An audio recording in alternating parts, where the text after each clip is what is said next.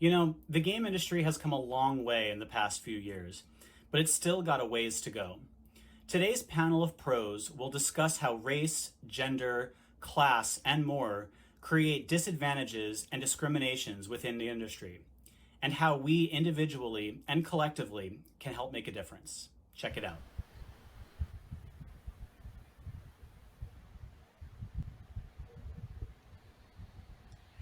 Hey everyone, it's Amanda Stevens. We're so sorry we're late. I had the Windows update from hell. I don't know if I'm allowed to swear. I hope I was allowed to. I'm Amanda Stevens, and I'm super excited to present to you all this panel of intersectionality in gaming, how our differences can help or hurt us. I'm joined by a amazing group of panelists. James Seetal, who currently serves as the IDGA regional coordinator for the Northeastern US and is the founder of Plausible Studio, an indie game label that creates both digital and tabletop games. They have worked on countless projects for multiple companies, including from first and third party commercial games, government contracted serious games, educational software, and licensed properties for the History Channel, AMC Network, Star Wars, and Elder Scrolls. How are you doing, James? Very well. Thanks for having me. I also have Bo Ruberg, who has a PhD, is an assistant professor in the Department of Film and Media Studies at the University of California, Irvine. Their research explores queer issues in video games, and they are co-founder and co-organizer of the annual Queerness in Games Conference. How are you doing, Bo? I'm doing okay. Thanks for having me. Thank you. We also have Mark Barlet. Mark is the founder and executive director of the AbleGamers charity. His organization for the last 16 years has been the lead on the game accessibility movement. Their mission is to enable play in order to combat social isolation, foster inclusive communities, and to improve the lives of people with disabilities. How are you doing today, Mark? Doing really well. Thanks for having me. Not a problem. And last but certainly not least, we have Sandra Honigman. You know what? I messaged other Honigman? people. There we go. I messaged other people, and I was like, I'm not going to mess this up. And then the second I see it in front of me is when it happens. Sandra is an immigrant, previously undocumented Latinx woman. Currently, she is an assistant game director at Dots, a mobile game studio located in New York City. Huh? Oh, sorry, game designer. I'm not Game designer. like My bad. Sorry. yet. I'm having the best day ever. She works on the casual puzzle game Two Dots. Before Dots, Sandra was a student at New York University, where she graduated with BFA in game design and dramatic writing. Thanks for being with us, and I'm sorry I just jumbled everything up today. Oh no, don't worry. I'm glad to be here. Awesome. So I guess the first place that we should begin is let's define intersectionality. Panelists, what do you think intersectionality means specifically to yourselves and to the sort of discourse that we're going to be having today? Anybody willing to start us off? Oh man, is this going to be like school? I was going to say at somebody, and then I realized that it doesn't work like that. Yes, you can go first. Sure. So, in regards to intersectionality, it's the interconnected nature of social categorization for both race, class, gender, and how it applies to a given individual or group. Given all of the things, all of the groups that I've just referenced, I kind of fall into all three of them. It's a really hot topic because it goes towards systematic oppression, for hundreds of years. It's deeply rooted in our social construct, unfortunately. And with that foundation in place, you see it happen in the workplace quite often, especially with the games industry, and pretty much any industry for that matter. And I don't think the question is whether or not game culture needs to produce safeguarded from that behavior, as much as it is that we need to kind of intercept and stop it from infiltrating the games culture and also the industry as a whole. It's a huge challenge that we're all going to have to face, and and I'm best because it like falls. I kind of fall into all of that. So that's why I'm here today, also kind of talk about it because it's something that's in the forefront, especially nowadays. Does anybody have sort of a follow up they have to that, or have sort of their own way that intersectionality fits into sort of the work that they do?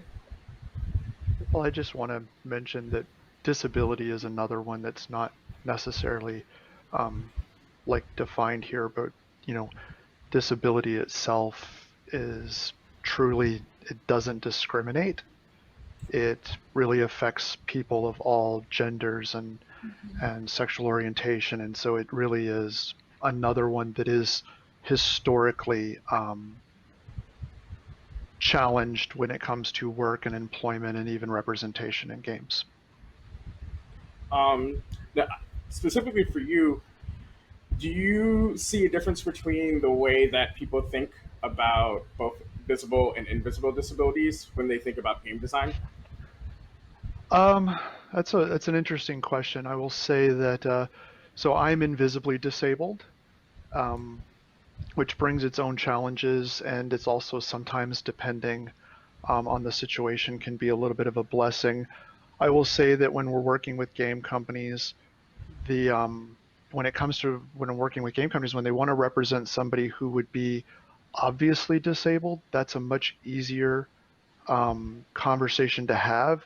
And where I'm working with companies, they're having a problem is when they are in fact having characters that are invisibly disabled or the disability isn't that obvious. And what the conversation is really around is how do we broadcast that disability in a genuine way without pandering Mm-hmm. to it. And I don't really have a good answer. What we often talk about is, well, why don't we introduce you to people who may represent that disability and have a conversation with that actual community and let them give you feedback and let them define the way they want to be represented. And we found that that relationship works out really well. And the game companies that we're working with are really eager to have that conversation.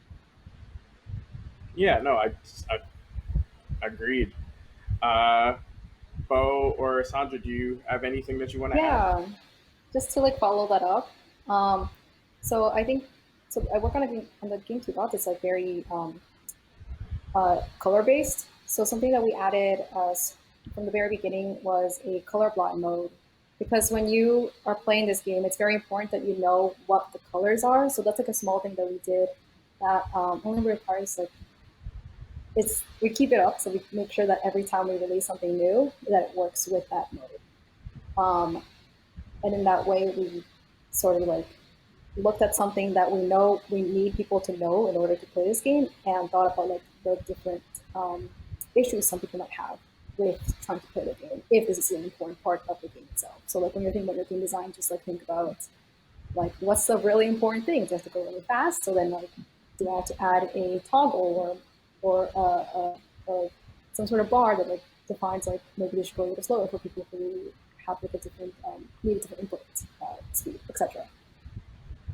I will say I would like to, because I want to kind of feed into this. What's really interesting is as we have these conversations, I'm really encouraged because oftentimes the companies that we're talking to will ask follow-up questions that really like warm my heart, which is, hey, we want to be able to make sure that we're representing this LGBT plus character correctly. Can you connect us with someone who can help us, because I'm on the board, for instance, of GamerX.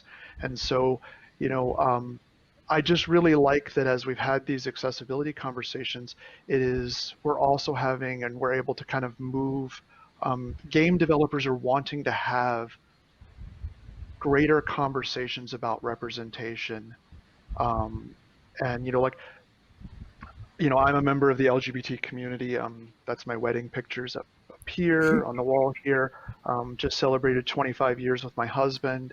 Um, but just hearing game companies have these like conversations about representing people of color correctly and things like that. Just I think that I've been in this industry for 16 years, and I'm really encouraged by the questions the industry is asking when it comes to representation in general. Yeah, can I ask you a question about that to follow up? Sure. So I'm curious. So sorry, I can't see anybody. All I see is myself. So I would love to see your wedding Same. photos. I'm sure they're really cute. Um, I guess I'm curious when you work with companies and they're like, yes, please connect me with queer folks, folks with disabilities. Are they aware that they need to provide compensation? Right? Like, do people get paid Oh, for that so kind of consulting? to that point, the answer to that is absolutely, Good, good. absolutely.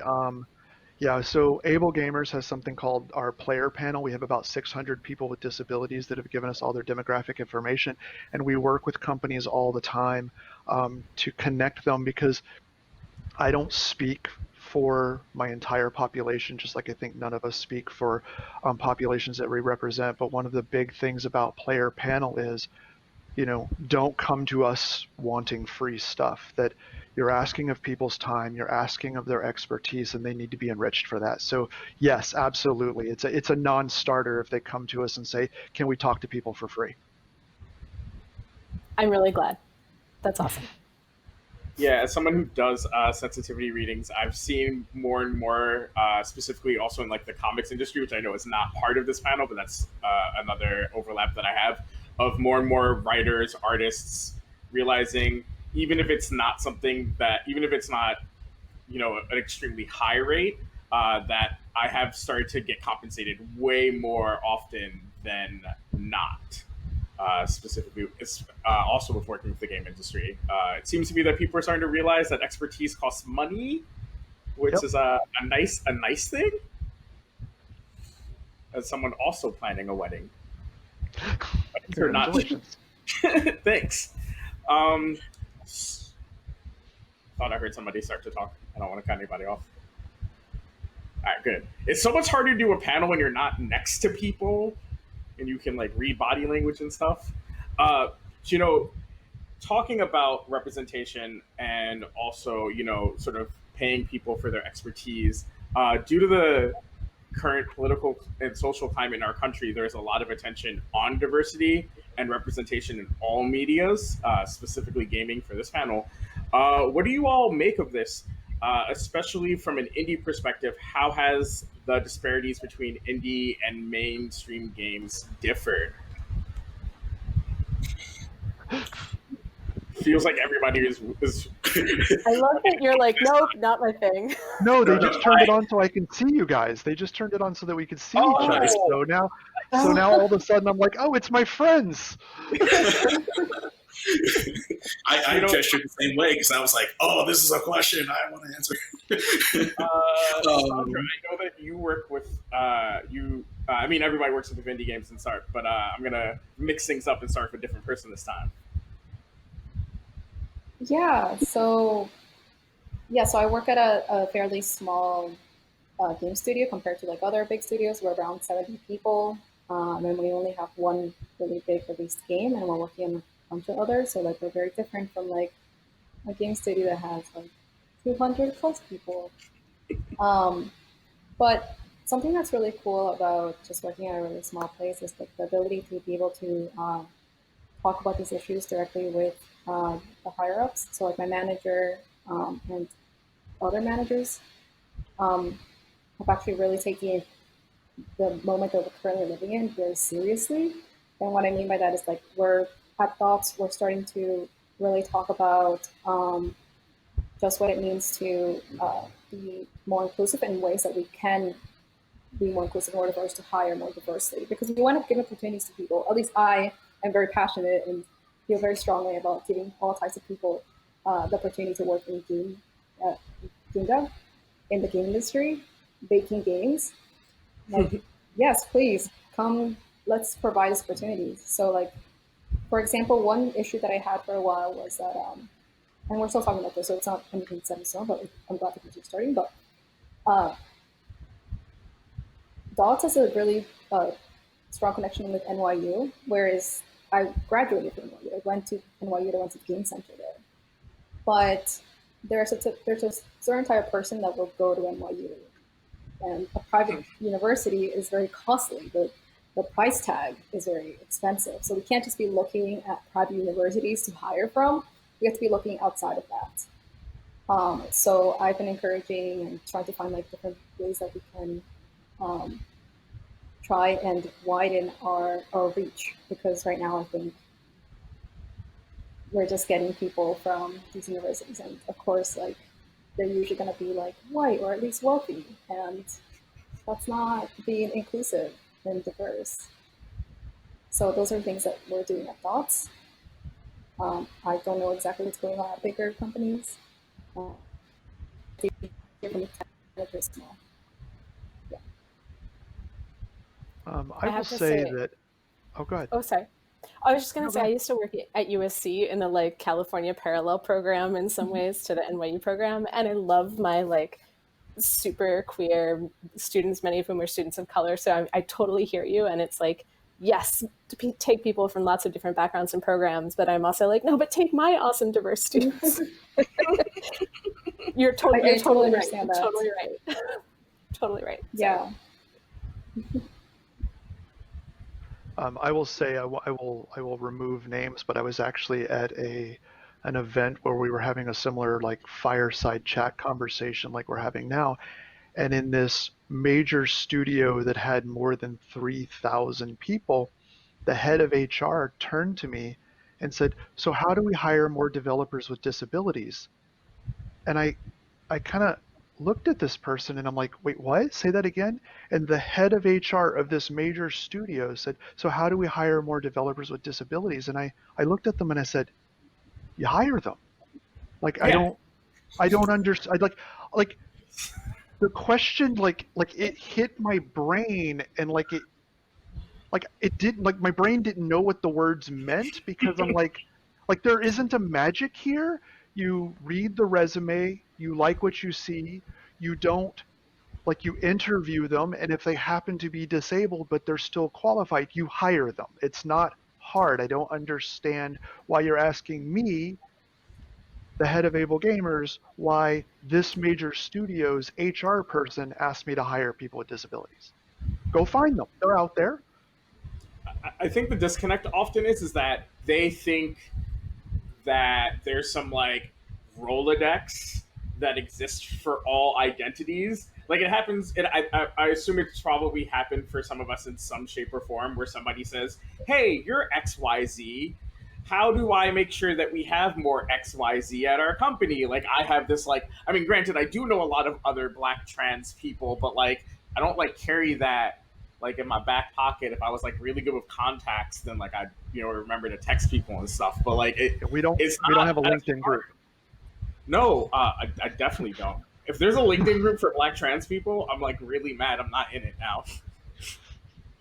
Yeah, but I think that there are like some things, right, that companies can do that are maybe about like making an environment that's more welcoming to people, or more like hiring practices, like Sandra's saying, right? That like if you see someone's resume and maybe it doesn't look like the like resume of the person you want to hire, maybe they didn't like go to the right kind of school or have exactly the same kind of experience, that like understanding that people come from different backgrounds with like different levels of access to stuff, like I don't know, I do think people kind of have to shift their mentality if they want to bring more people on. Yeah, and just to follow up on what you're saying and what everyone else is saying, something that people can be really strict about is like being present in the actual studio. So like they won't take people who are remote. And that just takes, I live in New York City, Dots is in New York City, it's very expensive. What about hiring people who are not here and who can't go onto the subway? Because New York City subway is not the best thing to rely on for anyone's transportation in general, but it's pretty bad with people with like physical disabilities. James, I know you've been dying to get in on this topic. Oh, I've got a big bag of salt here. Mainly because, like, the example of the HR person, that happened to me at an interview. Like, I was in an interview, like a conference room full of people. I'm not gonna say who. And I got asked that question: how do we solve the problem of hiring more diverse folks? And I had to jokingly be like, "Well, you can start right now, but like it is a very serious problem, and it's a 2% problem. meaning that 2% of the industry is Black and Asian combined, in AAA, that is. And it's a startling number, but like, it used to be higher, but it's been free fall for the past 5 years. I think 81% identify as Caucasian / European, 7% are Latinx, and then we fall into the 2%. And I don't think a lot of folks do this. Are looking for people to get into like education or trying to get a degree in a discipline. Like, you know, people are working towards this that are people of color, who are queer, who are trans, who are disabled. Like, we are working towards all these things, and that is to either a conscious or a subconscious disparity when it comes to hiring practices. Like, yeah, that's how you get into those situations where you have someone in HR asking you that question. Well, like, it's like some sort of magic secret, or, you know, like, oh, here's a person. How do I get more folks like you in here? And it's just kind of like, you do. You hire people. It's really shocking. Like, and honestly, like, I go into certain places, and I never used to do this before, but I actually do scan the room and kind of see how many people of color are there. And it's usually a shockingly low number, if not, I'm the only one standing there. Yeah, I think because I work in diversity and inclusivity consulting, so I get this question of a lot of why aren't there more X when I speak to like esports teams and things of that nature. And I say, well, where are you looking for people? Right? I think that's something that we've all sort of touched on is where are you looking for these people? Are you looking at universities? Are you looking at other teams, other orgs? Are you looking to, you know, pick up people that were just let go? But are like, what sectors are you looking in? What communities are you spending time in? Because if you're only spending time in like the same communities and the same wheelhouses, and you're using, you're talking to other people in your line of work at other teams or at other orgs, then that's why you're having a diversity problem. If the industry is already having a problem, fishing all in the same pond isn't going to get you new fish, right? Right? Like if we're all using the same well, we're not going to be able to fix it. You got to look outside of where you're going, of where you're usually looking, and also sort of maybe as Sandra said, you know, kind of recontextualize what you're looking for when you're hiring, because not everybody has a 4-year degree. I know some people who are pretty good game devs who didn't go to school for game dev, right? So if you're really stuck on that one, like that part of the application process, and that's the thing that you're already using to weed people out, well, that's probably how you're losing a lot of minorities. So I have a question. Do you think that the COVID crisis and the fact that we're doing this remotely and everything like that, do you think that changes the dynamics when it comes to hiring? Because, you know, geography, a lot of companies are seeming to kind of make this the default. I know a lot of companies are kind of saying this seems to be working. Let's save a ton of money on real estate. Do you think that that might change the dynamics of hiring going forward so that you can go into a wider net of people? Because I don't have to be in New York City to work at this studio or something like that. I think it's getting there slowly but surely. I've noticed like some folks are finally hopping on the train and saying like, okay, we can successfully do this as a remote team. And others are kind of trepidatious, and they'll say, it's remote to start, and when things calm down, we do expect you to move X amount of states away to hold the position. And I've also seen companies like that kind of cave after a certain point, because people are, aside from the topic, people are scared right now to take that kind of risk. So I feel like the kind of like the mix of all of that kind of factors. I think we also have to recognize that, like, even though we think of the internet as a utility, like stable, great internet is like a luxury, right? And especially in the field that we work in, we can't just pay for the basic package, right? Like we all know that sometimes you got to shell out a little bit more. And so, like, if we're looking for these people who need an opportunity, right, the chances of them having that, super secure, solid, high end internet is a problem. And so, I'm one of the reasons why I've become a little bit worried about what remote work does for diversity is that marginalized communities are less likely to have some of these high-end utilities, some of these more luxury things that we talk about. And if you don't, and the benefit used to be, well, I can go to the studio. At the studio, I have the top-end computer, I have all the resources, I have all the software. When I'm at home, I'm on my like 10-year-old laptop because that's what I have right now. So I think that it solves some problems and creates new ones, right? And I think that goes to what the company does. I know several companies who are sending their workers that high-end laptop, and in fact, reimbursing them, reimbursing them for a higher internet package and things like that. Because ultimately, I mean, AbleGamers is we have employees, and when you look at the real estate costs of having an office versus, I mean, the second highest expense any business has is payroll number one, office space number two. And so we're seeing companies say, well, you can get rid of this huge expense that we have and invest some of that money into sending, that resource that you have at the studio, I can send it to your house, and, give us your cable internet bill, we'll reimburse you because we are in fact as a organization using that resource. Yeah, I don't think it's a huge gain at all. Like companies will move entire staff like Canada just to save a dime, and that's even a cost onto itself. All of our servers, if you're doing a free-to-play online game, they're not on site. Like, these things can be managed, I think, from an individual's home. I'm curious, Bo, like, what's your stance, or how do you feel the climate is when it comes to education with the game developers on this? Yeah, I mean, I think a lot of the problems you're pointing out in terms of like remote stuff makes it seem more accessible, but actually there's a huge disparity in terms of who's got access. We see a real parallel in education. Like, it's kind of a crisis right now. Our students who are in game design programs, who maybe would be the next generation of devs, are running into a lot of these same problems.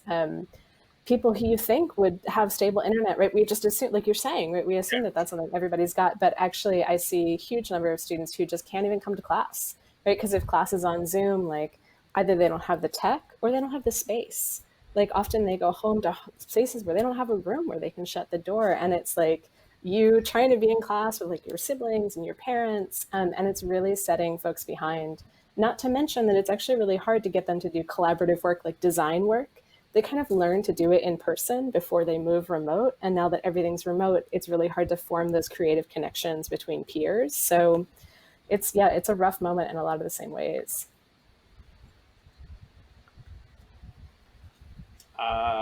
So, we're talking about disparity.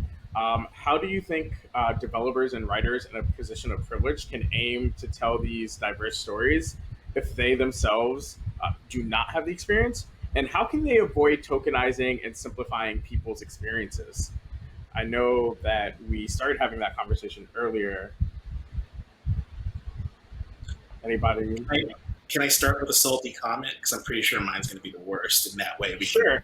can end with something a little sugary and nice. But I need you as the co-moderator right now. I'm sorry. If There's no real pretty way to say this. If your art or your creative project or video game or otherwise lacks people of color, LGBTQ plus folks, or women, the problem isn't that you want to inject politics into that. The problem is where you feel like people are trying to inject politics into it. The problem is that you live in it. And the solution is for you to evolve as a person or as a company and go straight to the heart of what I'm saying prior about hiring people, even as just consultants. If you're like, oh, we can't afford to bring someone full time, yeah, you know what, you can cut a budget to pay someone a milestone payment fee to consult with them on an issue. Um, uh, sure, there are caveats to taking pride in heritage and culture, particularly if your heritage and culture is underrepresented. But because I feel a lot of folks are going to try to abuse the loophole of, oh, I can't find anybody, or oh, I think I can figure it out on my own. If I do enough Googling, I can figure something out. If you're doing, stop, get your hands away from the keyboard. Don't Google, never Google. Go on, make a post. It's such a great story. It's you can take pride in a culture, absolutely. You can find beauty in someone else's culture, absolutely. What you cannot do is just assume that you are the default person to tell that story. That's my salty comment.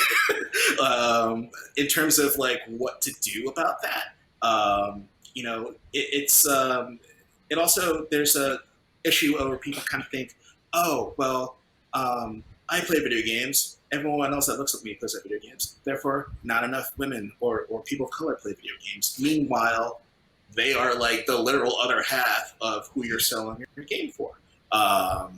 You can't use target audience as a misnomer to why you're not hiring women, people of color, and LGBTQ folks. You just can't. Sure, we're going to buy the games because even if we're vegetarians, we'll starve to death if we don't play certain games because it's like, oh my God, this is amazing. But like, I've been on a steady diet of games that don't represent me at all. Yet I am making games. Yet I'm still buying games. That's a horrible excuse, but like you still have to show representation for the rest of us. I mean, you look at moments where you see Miles Morales being a lead in a Spider-Man game, and I jump off the couch and go, yes, they even got the fade right. This is amazing. But like, you just can't sit there and assume that you are the person to tell that story. Otherwise, you're just tokenizing a character that could be someone that is a leader or someone that is a hero to sit in someone else's eyes. I'm done. Someone else can speak. Oh. Yeah, I think those are all obviously amazing points. Yeah, to bring people in, and I think also to like bring in more than one person if possible, both in terms of hiring in general and consulting. Like that, even if you get someone in who represents that culture, that perspective, like there's still just one perspective, and we're thinking about intersectionality, right? So like to bring in people of different genders who maybe share that culture, or different sexual orientations. I know that I often feel like most tokenized and most isolated myself when I'm the only person like me, and that sometimes just having like a group of people like you can really, really help. So I think in terms of representation, that's true too. Yeah. Just to add to both. Oh, sorry. No, you can go. Just wanted to add to it a bit, where it's true, like if you're the only person who is like you in the room, it's always just going to be too much pressure. And like, is that really like an extra thing you want to put on your employees? The other thing is like, especially because a lot of people of color who get hired to work in the games industry tend to be in junior roles just because historical things, systemic things. We're just starting to think about hiring people of color, and a lot of us are just like, I'm not that high up yet. So that means that most of our managers and people who are making the actual big decisions are people who are not like us. And sorry, it's a weird way of putting it, but that also just makes it harder for a person of color to say something is wrong, because you're not going to say something. There's a dynamic in the work when you're doing work. So I do encourage, just like any game studio, like hiring an outside person who can get this stuff, because all the times your more junior employees are just going to have that dynamic in their head. They're going to be like, you're the senior person. I'm just going to, it's hard for me to say something against what you're saying. And also that extra pressure, why should we have to work with that you know, that's all I had to say.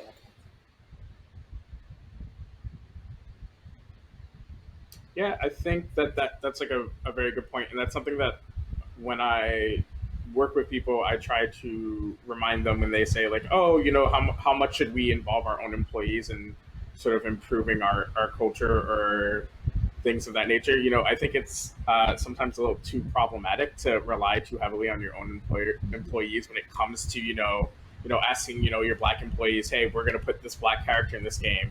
How does this feel? Well, like if your black employees don't do anything to do with storyboarding, they might not want to say Exactly. anything because they might not want to rock the boat. They might not like it's not their project, right? So they're like, oh, like what do I say? And like everybody's experiences are different, right? Like I assume that like me and James have very different experiences, right? Like we're not the same people. I don't think I'm very different from I've a group of my friends live above me in a different apartment.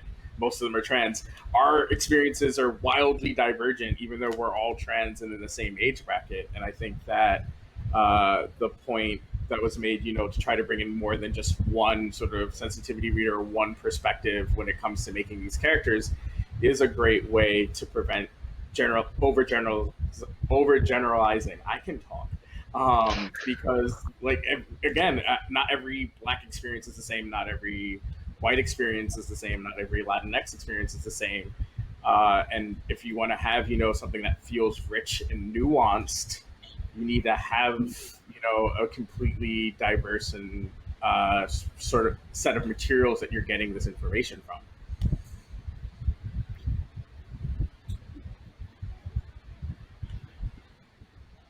Mark, you having on the talk yet?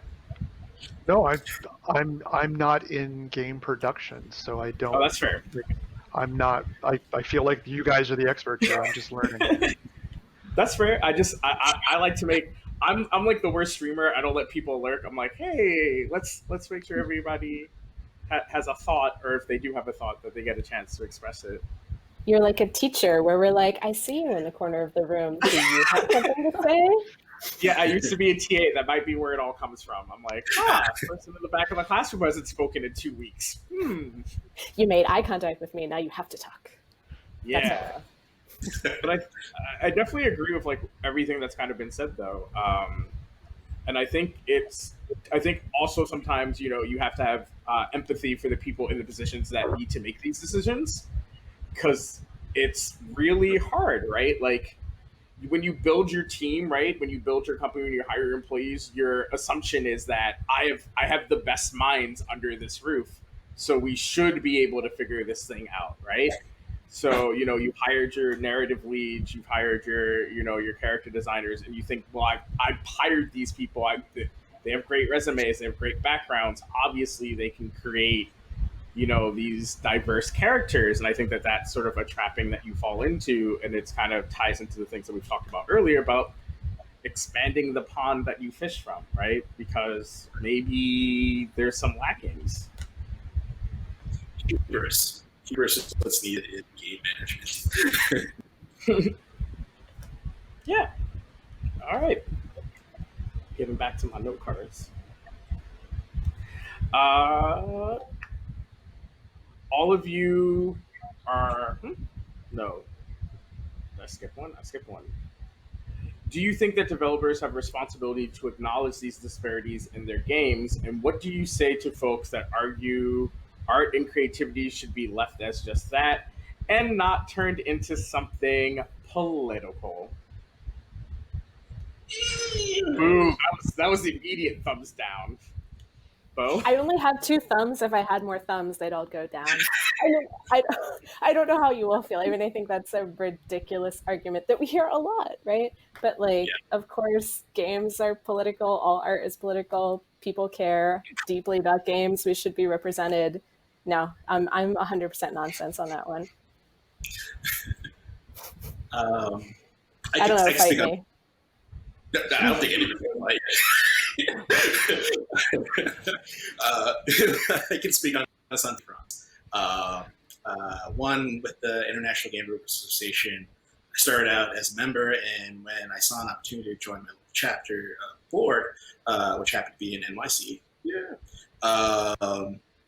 Myself and my fellow board members saw an opportunity to not only have the most diverse IGA NYC chapter leadership, but to support and advocate for all diversity developers of New York City.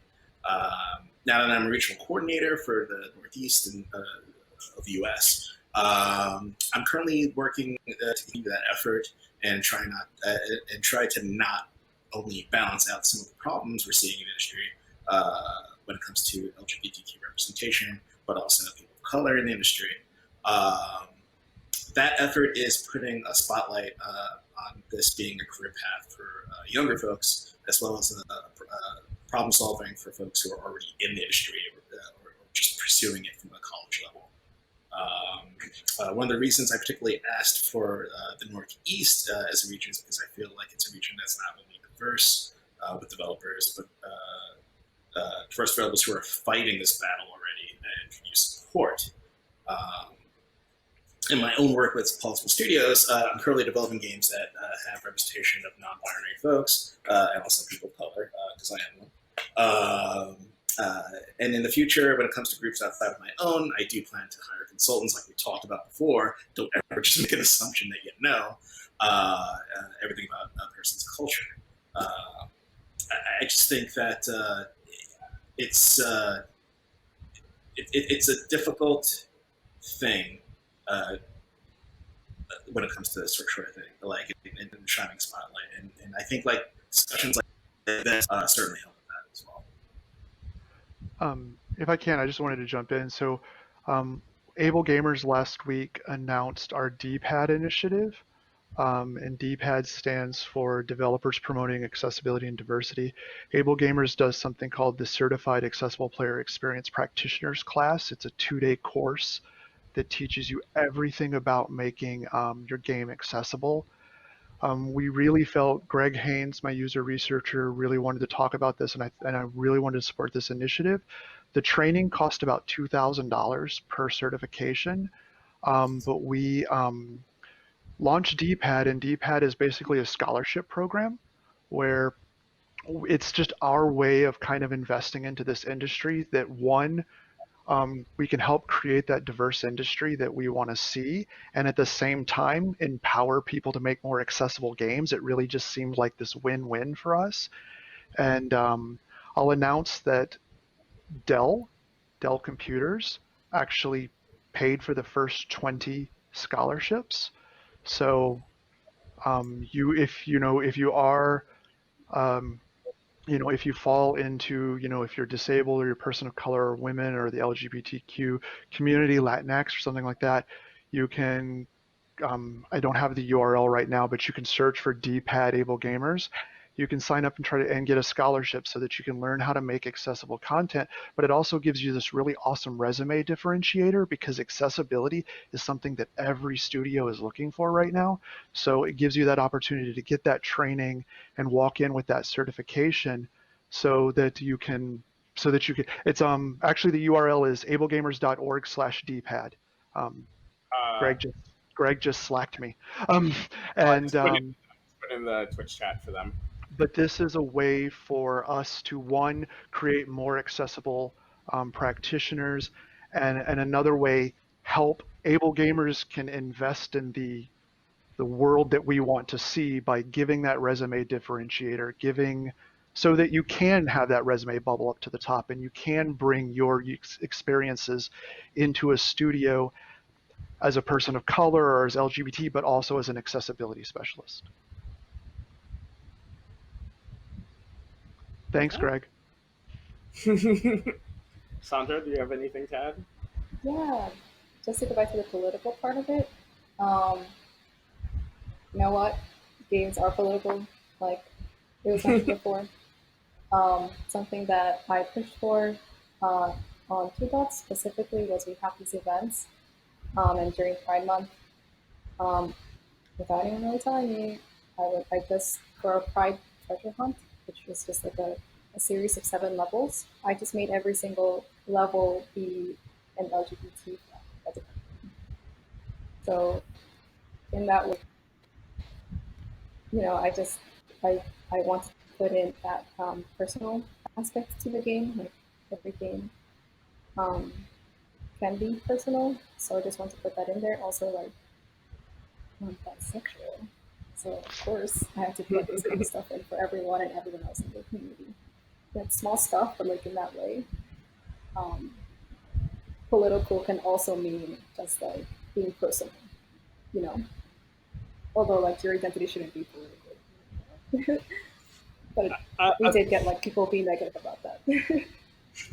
I always find it funny when people say like they don't want their games to be political when like a large portion of games involve some form of like taking over some like government Yeah. or like Yep. or like y'all play Call of Duty. Like, what do you think soldiers are for? Do you think they just like I'm just so baffled as like an RPG player. It's like, isn't my whole thing to like save one kingdom from another kingdom or from like a dark magician or some like the king explicitly asked me to do this thing? Like, doesn't like isn't that political?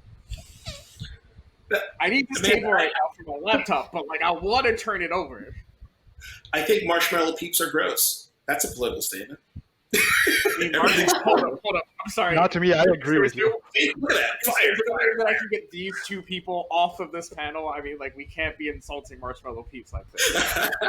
Yeah, we can. But you just proved my point right there. All candy matters. You can't do that. That's not all right. Candy corn's gross. Like, this isn't acceptable behavior. This is... Man, I can't believe you said that. I was jiving with this panel so much. I was like, oh man, I gotta add all these people on Twitter. Now I gotta press the block button. Follow after this. Oh, I'm so hurt. I don't even know if I can go on.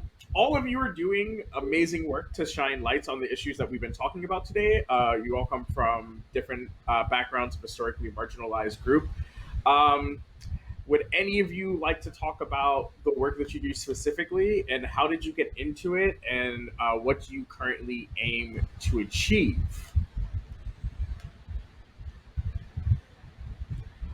That's a lot that you just asked that us. is a really big pile. Look! I was handed a list, and I'm just working my way downtown. I mean, I can start really quickly.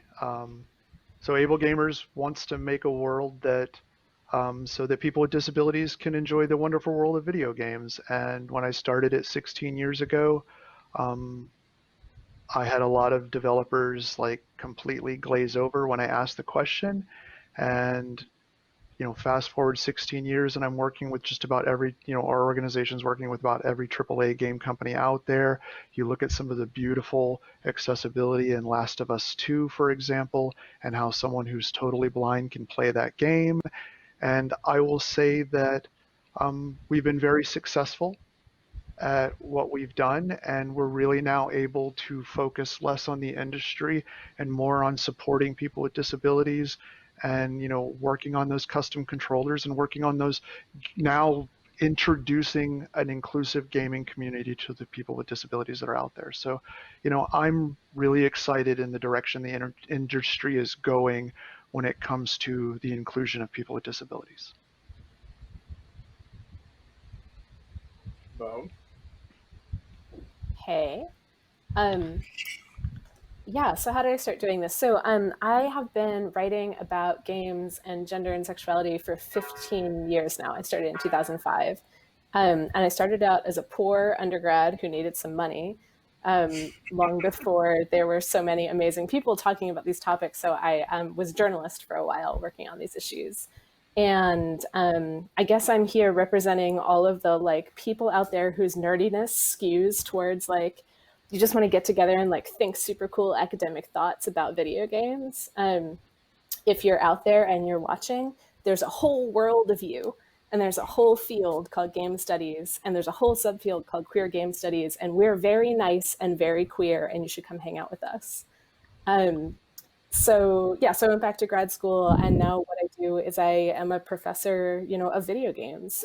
For a living, I write books and articles and things about queer perspectives on games, and I am pretty just like unapologetically about taking this medium that I have loved since I was a kid and reclaiming it for queer people.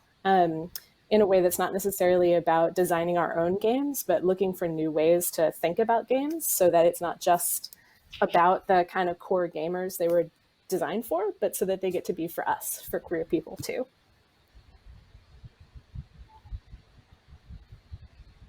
Sandra? Yeah, so uh, I started out in games back when I was still in undergrad, where I just started taking classes for game design at NYU. Um, right before I graduated, they actually made the game design minor into a major for undergrad, so I decided to take an extra year to do game design at NYU, and that changed my whole life. Um, um, so yeah, it started then after I graduated in 2016, and in 2016 I also found my job at Docs, and since then I've been at Docs basically. Um, so what I really want to do is, I feel like I got really lucky in my life. Like I had a lot of like different opportunities that don't really come super easily to a lot of people like me, and specifically it's just undocumented immigrant people. There's just a whole different dynamic that happens when your status affects your schooling, which is why I'm a huge advocate for us in the industry looking outside of big universities, because a lot of people can't afford that, and why should you go in debt to even be able to be in the industry? Um, yeah, so my whole thing is basically, I'm here, I want to keep going higher, and I want to keep pulling people up. That's my thing. Just like, yeah, I want to keep doing game design. I want to be a better game designer. I want to be better at like thinking about mechanics and like thinking about how do things connect, and scheduling things and writing specs and all that good stuff, but also making sure that people are being pulled up. And yeah, just making things more diverse is like goal. There's only one of us left. Well said, by the way. So I got into the industry back in the late 90s as a quality assurance tester. Then throughout my career, I graduated to be a producer, development director, executive producer, and now I'm making my own games. And through that process, I stumbled upon IGDA, became a member, and then when the opportunity presented itself, pitched in and became a board member for the chapter. And as I stated earlier, now regional coordinator for Northeast here in the U.S. And I think that my goal personally with that also is to kind of shine the spotlight and kind of help younger folks to recognize that this is a legitimate career path for you, particularly for folks who come from marginalized groups, and kind of shift that balance a little bit that I talked about before. And it's a huge disparity.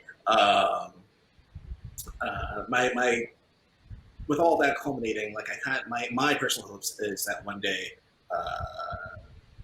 AAA games can be as diverse and maybe in some cases a little less toxic, based on what we've seen this past summer in that freight train. And I want the kid who comes from all the affirmation groups that I've said before to look at a game where they purchased or their parents got for them and say like, I can do this someday. Like this is totally something I want to do. Right. Because I did not have that growing up at all. Like I would look at the credits of the game like, oh, that must be nice. Like it didn't even register to me that was a possibility. And I want better for the next generation. Right now, indie games showed the best and the most beautiful, diverse games that we have. And while that makes me proud to be an indie game developer, it should be a staple for AAA games as well. And you absolutely cannot do that unless you include marginalized folks in your games and in your workforce, like we discussed earlier. Not make the statements in the press release for optics and not follow through, not go through the motions because you feel like you're obligated to do so because you're listening to us talk about it online, or you don't want to fall under discrimination laws or anything of that nature, but because you see us as people and because people play and make games, think my only hope is that I don't have a job. Like, I think as someone who works as a diversity and inclusion consultant, right? Like, your hope is that eventually this becomes sort of like no-brainer work for the people that I work with, and so it would be right. Like, I feel like there's like a shelf life on like a job like this. Not obviously, hopefully not in my lifetime because I have bills to pay and stuff. But like it would be nice, right? Like if I didn't have to like see a bad press release from a Oregon be like, "Hey, friend, you need some help over there? Seems like you're struggling a bit." Right? Like that's like the nice idealistic way of the way I look at the work that I do is that like eventually I want things to be at a place where like orgs just know what to do, or they have people, or like maybe I got hired full time, or like but I just would. That's kind of like the hope that I have. I think that's my low key goal, which is no longer low key because I've said it on a panel, but my low key goal is that like this sort of work, this sort of the topics that we've talked about today, maybe I don't get asked how do I hire more Black people into my org. You just know, oh hey, maybe I should reach out to like HBCUs, right? Maybe that's the well of people I haven't been dipping my toe into. When people, I've seen it through the amazing work that AbleGamers does. There's accessibility options in games today that when I was younger, figuring out that I was colorblind, I just struggled through games, right? And now most games that I play that come out nowadays have colorblind filters. They might not be great, but I can see things, as I'm discovering in Final Fantasy 14 recently. Like, I just put it on and I'm like, all right, the game looks completely different because you just replaced all the colors I can't see with a different color. But you know what? Sure, fine. I'll take it. I can play this game now, right? Like, I appreciate, like, considering the type of games that I saw when I was a kid, it's great to see the direction everything is going in today. And I think we've reached the end of all of the questions we have for the panel. So I guess, I don't know, like we're running late. So I wonder if the chat has any questions. There's no producer in my ear, so I'm just going to keep winging this until like somebody like tells me to be quiet. So chat, if you have any questions, now I can be that terrible streamer that's like, hey, stop lurking.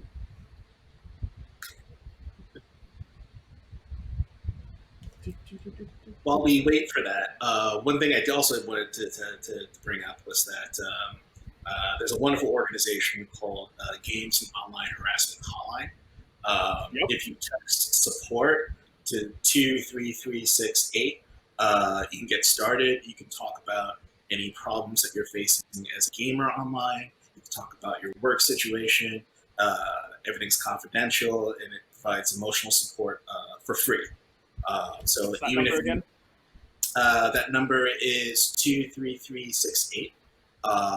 They are available 4 p.m. to 7 p.m. Pacific time every Monday through Friday. And if you're a person who just doesn't have any problems, you can donate to help keep this organization going.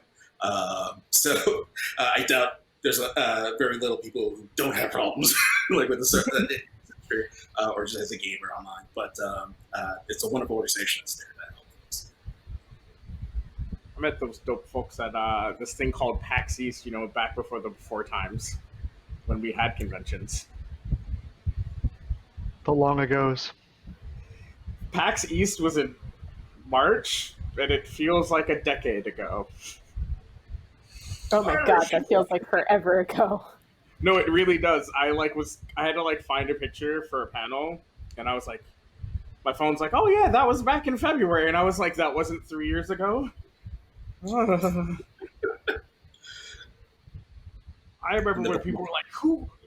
Sony's pulling out of PAX East. They're just overreacting." Now I'm like, that was probably a really bold life choice on my point to go to a convention. I was at the listening in on the stream for the IGDA general meeting that we had earlier today, and Renee Giddings, our executive director, mentioned just recapping the year and all the struggles we all had globally, and she mentioned the wildfires in Australia, and in my head I was like, I forgot about that. Wait, Wait, that was this year?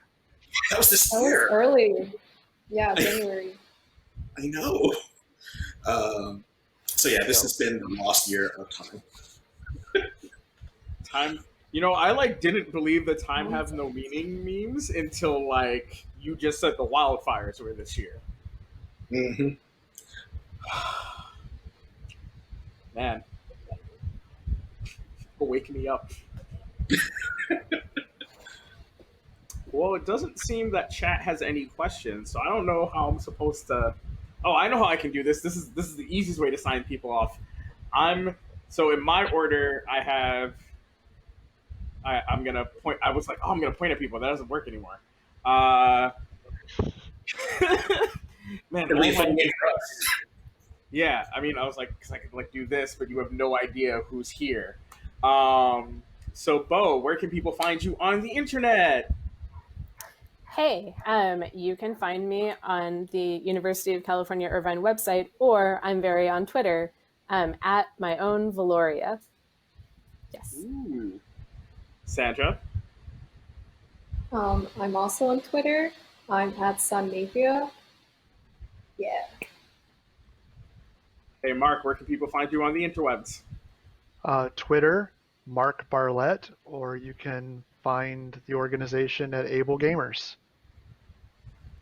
Hey, James, where can people find you on the interwebs? Surprisingly, Twitter. I'm at James Seetal. And if you go to plausible.studio, you can check out my previous work, check out what I'm working on now, and also what my upcoming schedule is. I'm going to be at FlameCon this weekend as well, talking about amnesty. I've heard of that. I've heard of that con. Hey, Amanda, where can people find you?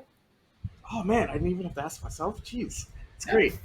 You can find me on Twitter at Amanda TN, like Tracy Nicole Stevens, and then amandastevens.org is my website. If you're looking for a diversity and inclusion consultant, please hire me. I have bills to pay. I mean, please hire me. I want your company to be amazing.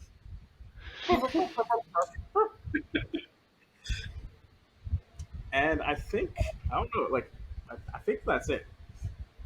Thank you, everybody, for being on this panel. Thank you, chat, for tuning in and listening and learning about intersectionality in games and how it's important. And yeah,